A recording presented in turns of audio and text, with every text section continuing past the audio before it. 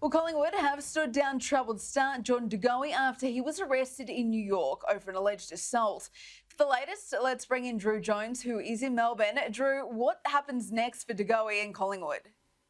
Good morning, Alyssa. Yeah, certainly a difficult situation for the Pies and the Goey camp. So he's due to face court in New York on December 8th. So that's quite a long time for him to stay over there. The question, I think, now for Collingwood, is it possible to get Goey back to Melbourne and to do that court appearance via video link?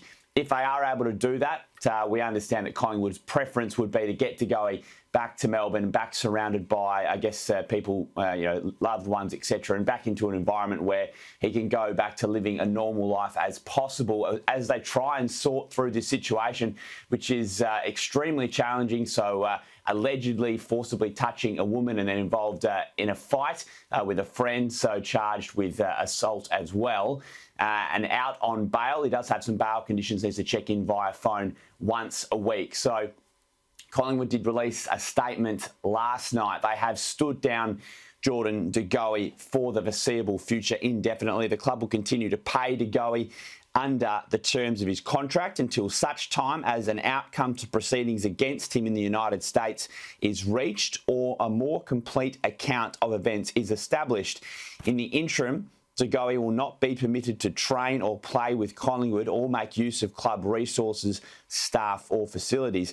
Collingwood is deeply disappointed by these reports and events over the last 48 hours involving Goey in the US. Given the circumstances, the club believes it is appropriate to remove him from the AFL program. Collingwood has been in contact with Goey and his management today and has explained both its decisions. So certainly a challenging time for new coach Craig McRae. Melissa, he's only just got his feet under the table. He's already having to make big decisions regarding his players. It must be noted, after this incident, Goey did not contact the club. So the normal protocol is if you get into trouble, especially overseas, is to make contact with the club welfare officer or someone at the club. Goey didn't do that. It came through reports that they found out about this. And if he does stay in the US, he will miss the start of pre-season. I mean, he stood down indefinitely anyway, but certainly a complex one for them. Oh, a complex one indeed. We know he went over there to up his intensity with training during the off-season, but is it possible, Drew, that Jordan Goey has played his last game for Collingwood?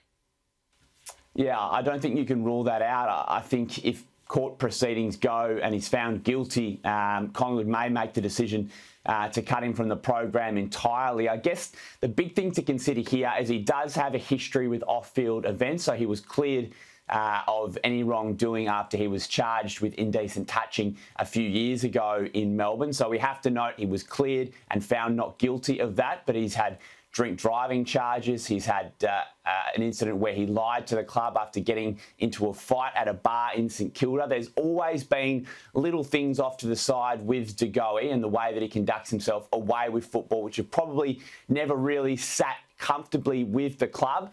But this is clearly a new level, especially if he is found guilty, and he's out of contract at the end of the season, Alyssa, so that may come into focus, but it was set to be such a big year for him to see if he could earn that big new contract, and that training program in New York was part of that, but certainly that's all in tatters at the moment and his future at Collingwood is in doubt.